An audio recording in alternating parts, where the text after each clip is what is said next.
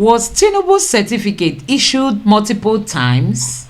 No university in Nigeria will issue you a certificate twice.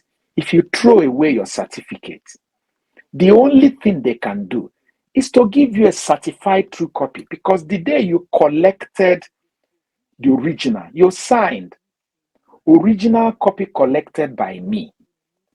Then they kept your photocopy in their file. So guys, as you can see on the screen, we are still on this topic. Like, we all know that Atiku has gone to the United States trying to get Tinubu's record. He wants the court to mandate the university to release his records to him. I mean, to Atiku. The Chicago University has equally said they are going to do whatever the court asks them to do.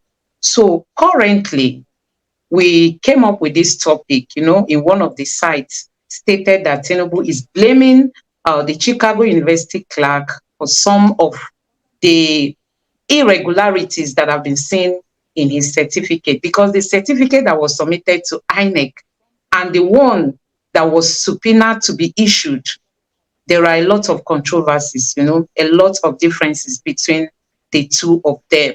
So Atiku has taken this bold step, trying to get the original document so that he will know exactly what is stated there. So today we'll be diving deep into this topic. Let's just dive deep to unfold what has been happening. Now, as we know, Atiku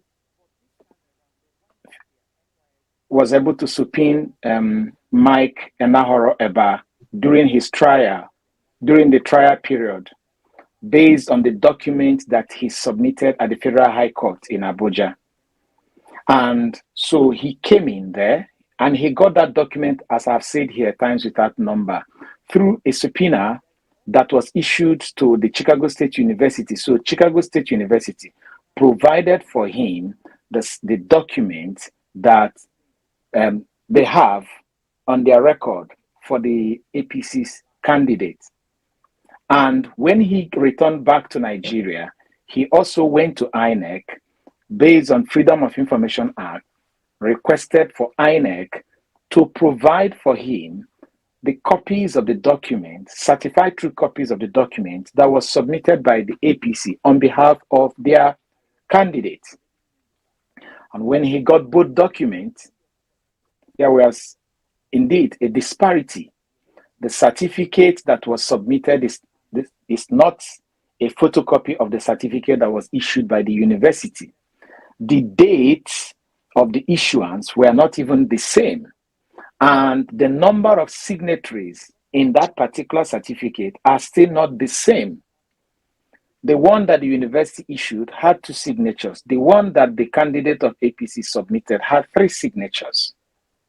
So, because in the closing defense of APC, they said that they had their candidate's academic record. And that time, it was them that was closing their argument. There was no time again for PDP to make any other argument, because PDP is the petitioner in the case. So, but Atiku felt that the document they supplied there is wrong, because it is not the same kind of document that Mike Enahoro Eba supplied, and which was in his witness statement.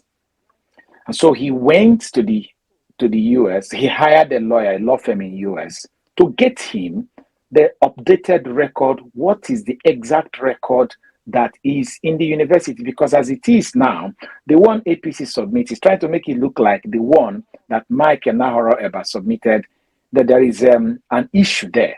So it's only the university that issued the certificate according to our Evidence Act and according to our law that can say this is the certificate that we issued.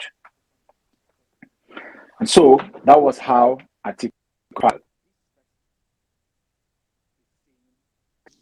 That was how Atiku filed. But then the Tinubu, who happens to be the candidate of the APC, they quickly started fighting, made an application asking the court not to grant Atiku his prayers. And as we presented day before yesterday, first of all, they challenged the court, telling the court that they don't have any jurisdiction. And the court says, we have jurisdiction to issue this. And unless you tell us why we should not issue that subpoena, we are going to issue that subpoena mandating the university to release the documents. And that is where this particular thing we are seeing here now came to play. He argued that, number one, in his argument, that the hearing and the trial is already concluded, that what Atiku is asking for is no longer relevant for the case because evidence had been presented and hearing concluded that we are now waiting for the judgments to be delivered. But he was not completely true because this is just the first leg of the case. We know that there is an appellant court where this will be appealed to, which is the Supreme Court. And so I'm going to be doing it. And in Atiku's reply, which I have here, Atiku replied by saying that there is still, this case will eventually get to the Supreme Court. And he needs it as evidence to prove that what hence they themselves have submitted. He wants to be sure that what they submitted is what the university issued. So let the university prove him wrong. All right. So because he was trying to say that the information he's asking is no longer relevant. And then secondly, he said that the certificate Enahoro Eba submitted for the first time it came out. APC's candidate said that the certificate, the document that Enahoro Eba submitted was indeed issued by the university. This is the most important thing. However, they said that, number one, that that subpoena was illegal. That subpoena was illegal because Enahoro was not a party to the case. But you know that Enahoro did not file as if he's a party to the case. We read his file petition day before yesterday. He was making a file of criminal complaints. He was not submitting an application like Atiku saying this person is not qualified. He went to the magistrate court in Abuja, not even the high court, because it is only in the high court. The high court is the trial court for pre-election litigations. Nigerians, are you seeing it now? The pre-election litigation starts from the high court. Enahoro did not go to the high court. He went to the magistrate court because he is pursuing another end. The only reason why he came to the Presidential Election Petitions Court was because he was subpoenaed by Atiku's lawyers. Are you seeing how what Enahoro was doing in the magistrate court entered the high court? Entered the appeal court because he was subpoenaed. And the moment a subpoena is issued to you, you don't have a choice. It's like a mandatory. You are mandated to respond. So that was how he responded and supplied the information that the university gave him. And that was what made APC, they don't know what to do. Wherever they got the one they eventually submitted, we don't know. But let's take it one after the other. We're going to be very snappy, yet detailed this night. I have my notes here. Number one is, you said that the clerk made, the university clerk made anomalies and blatant irregularities, appearance of difference on academic certificate. Please, since when in this world has it been that when you ask a university to give you a certified true copy of a certificate they issued, they go and produce a new one for you. They go and reprint a new one for you. Where in this world does it happen?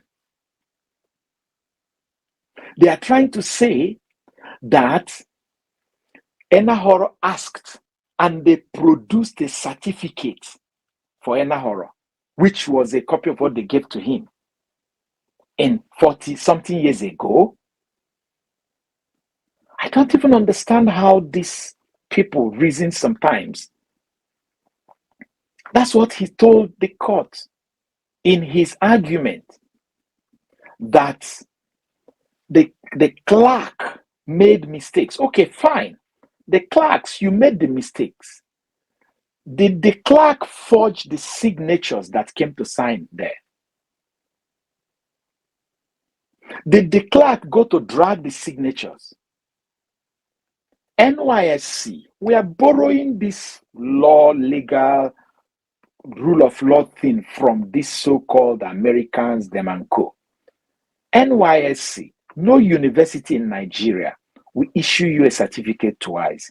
If you throw away your certificate, the only thing they can do is to give you a certified true copy, because the day you collected the original, you signed original copy collected by me. Then they kept your photocopy in their file. Any day you go to knock on their door, they will give you the photocopy of the original you say you have lost. Since when did the institution start reprinting the documents that was not sought for